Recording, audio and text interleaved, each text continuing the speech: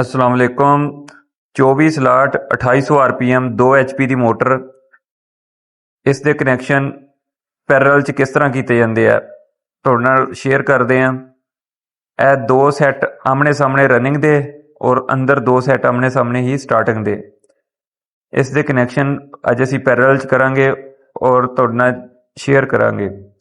ਸਭ ਤੋਂ ਪਹਿਲੇ ਇਸ ਦੀ ਸਟਾਰਟਿੰਗ ਨੂੰ ਇੱਕ ਦਫਾ ਜੋੜ ਦਾਂਗੇ ਤੇ ਰਨਿੰਗ ਦਾ ਜਿਹੜਾ ਸੈੱਟ ਆ ਇਸ ਇੱਕ ਸਾਈਡ ਦਾ ਪਹਿਲਾ ਸਿਰਾ ਦੂਸਰੇ ਸਾਈਡ ਦਾ ਦੂਸਰਾ ਸਿਰਾ, ਯਾਨੀ ਕਿ ਬੜਾ ਸਿਰਾ ਔਰ ਛੋਟਾ ਸਿਰਾ ਮਿਲਾ ਕੇ ਮੇਨ ਬਣ ਜਾਏਗੀ।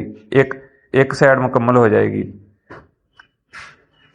2 ਪੋਲ ਦੇ ਅੰਦਰ ਜਿਹੜੀ ਮੋਟਰ ਆ ਇਸ ਦੇ ਦੋ ਸੈੱਟ ਆ, ਇੱਕ ਸਾਈਡ ਦਾ ਬੜਾ ਸਿਰਾ ਦੂਸਰੇ ਦਾ ਛੋਟਾ ਸਿਰਾ ਆਪਸ ਵਿੱਚ ਮਿਲਾ ਕੇ ਬਾਹਰ ਕੱਢ ਦੇਣਾ।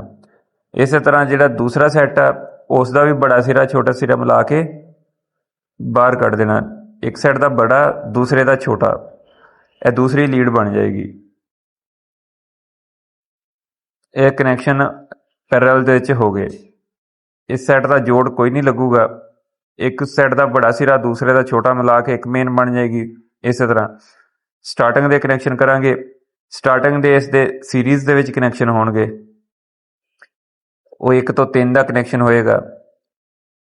ਅਸੀਂ ਸਟਾਰਟਿੰਗ ਦੇ ਇਸ ਤਰ੍ਹਾਂ ਕਨੈਕਸ਼ਨ ਕਰਾਂਗੇ ਕਿ ਛੋਟੇ ਜਿਹੜੇ ਸਿਰੇ ਆ, ਇਹ ਪਹਿਲਾ ਸਿਰਾ ਇਸ ਦੇ ਸਾਹਮਣੇ ਦੂਸਰੇ ਸਾਈਡ ਦਾ ਪਹਿਲਾ ਸਿਰਾ, ਇਹ ਦੋਨੋਂ ਬਾਹਰ ਆ ਜਾਣਗੇ। ਇਹ ਬੜਾ ਸਿਰਾ ਦੂਸਰੇ ਸਾਈਡ ਦਾ ਬੜਾ ਸਿਰਾ ਮਿਲਾ ਕੇ ਇਹ ਜੋੜ ਲੱਗ ਜਾਏਗਾ। ਇਹ ਕਨੈਕਸ਼ਨ ਹੋ ਜਾਏਗਾ 1 ਤੋਂ 3 ਦਾ।